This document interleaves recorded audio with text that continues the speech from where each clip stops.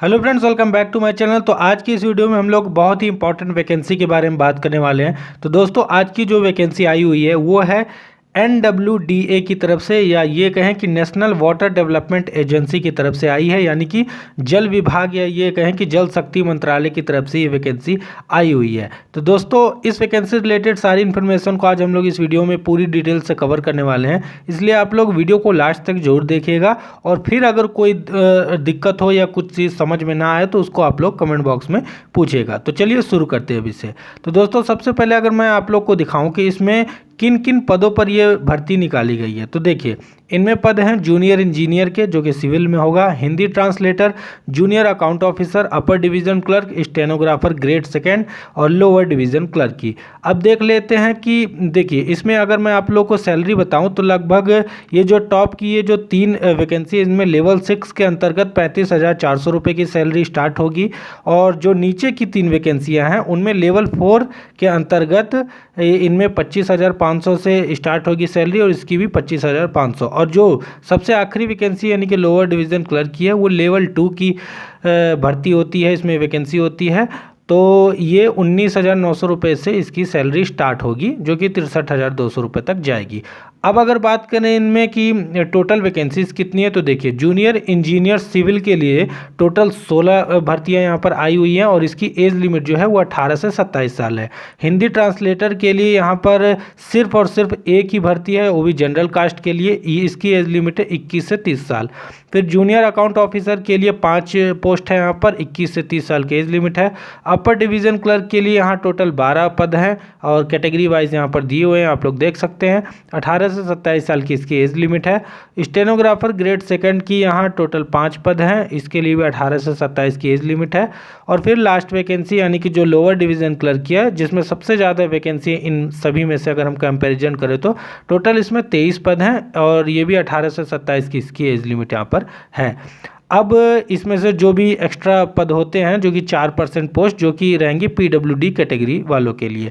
और साथ में इसमें ये भी बताया गया है कि ये जो है टेंटेटिव वैकेंसी है, यानी कि ये घट भी सकती है और बढ़ भी सकती है, ये ऑर्गेनाइजेशन पर डिपेंड करता है। अब बात कर लेते हैं कि किसके लिए कौन सा क्वालिफिकेशन चाहिए। तो देखिए जूनियर इंजीनियर के लिए यहाँ आपको क्वालिफिकेशन में चाहिए डिप्लोमा चाहिए आपको सिविल इंजीनियरिंग में, अगर आप के पास है किसी भी रिकॉग्नाइज यूनिवर्सिटी से तो आप लोग इसे अप्लाई कर सकते हैं। और साथ साथ ये सिविल इंजीनियरिंग का ही डिजायरेबल डिग्री अगर आपके पास है तो भी आप लोग अप्लाई कर सकते हैं, यानी डिप्लोमा एंड डिग्री दोनों ही इस पोस्ट के लिए अप्लाई कर सकते हैं। अब जो दूसरा पोस्ट है यहाँ पर यानी कि हिंदी ट्रांसलेटर का, इसके लिए आपको मास्टर डिग्री होनी चाहिए, जिसमें आप हिंदी पढ़े हुए होने चाहिए, और साथ में आप इंग्लिश की भी पढ़ाई यानी कि इंग्लिश आपके सब्जेक्ट में होना चाहिए, तब जाके आप लोग इसका फॉर्म भर सकते हैं। और इसमें बहुत सारे ऑप्शंस भी हैं, तो ये आप लोग यहाँ से देख लीजिएगा। मेन जो है मैंने आप लोग को बता दिया है सब्जेक्ट। अब इसके बाद बात करते हैं जो तीसरा पद है यानी कि जूनियर अकाउंट ऑफिसर का। तो इसके लिए जो है तो आपको यहाँ डिग्री होनी चाहिए कॉमर्स में, यानी कि आपने बीकॉम किया हुआ होना चाहिए। साथ में यहाँ पर 3 साल का एक्सपीरियंस मांगा है कैश और अकाउंट्स डिपार्टमेंट में, या ऑफिस में, या PSU में अगर आपने कहीं काम किया है तो। और इसके अलावा अगर आपने CA की पढ़ाई की है तो भी आप इसे अप्लाई कर सकते हैं।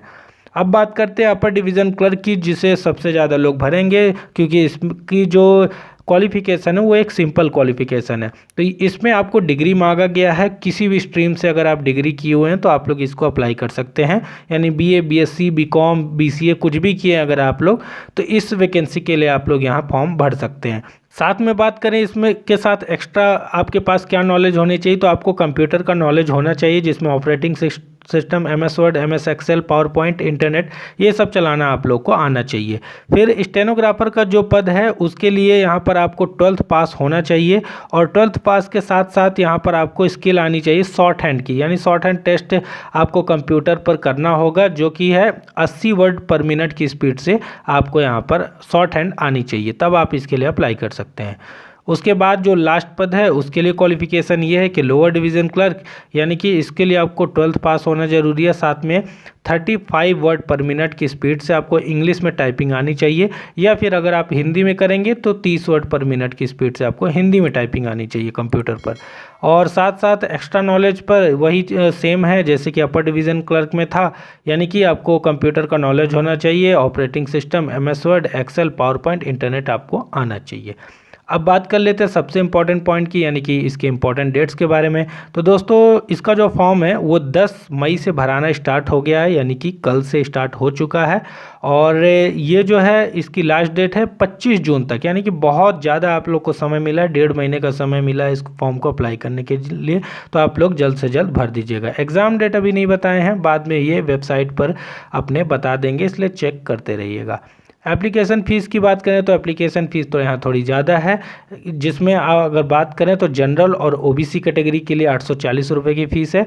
साथ में यहाँ पर अगर SC ST वुमेन कैंडिडेट, यानी कि वुमेन किसी भी कैटेगरी की हों उनके लिए भी है, और EWS और साथ में PWD कैटेगरी के लिए 500 रुपये की यहाँ पर फ़ीस रखी गई है। तो इस प्रकार का इसका पूरा फ़ीस का स्ट्रक्चर है। अब बात कर लेते एज रिलैक्सेशन की। तो जी हाँ, एज रिलैक्सेशन मिलेगा जैसे सभी भर्तियों में मिलता है। SC ST को 5 साल का, OBC को 3 साल का। तो इस प्रकार से इसका पूरा प्रोसेस है। अब सिलेक्शन क्राइटेरिया क्या है तो देखिए, इसके बारे में मैं पढ़ देता हूँ। को for the post of junior engineer, Hindi translator, junior account officer, यानी कि सभी पद जितने हैं उनका एक कॉम्पिटिटिव CBT टेस्ट होगा, यानी कि कंप्यूटर पर आपका एग्ज़ाम होगा।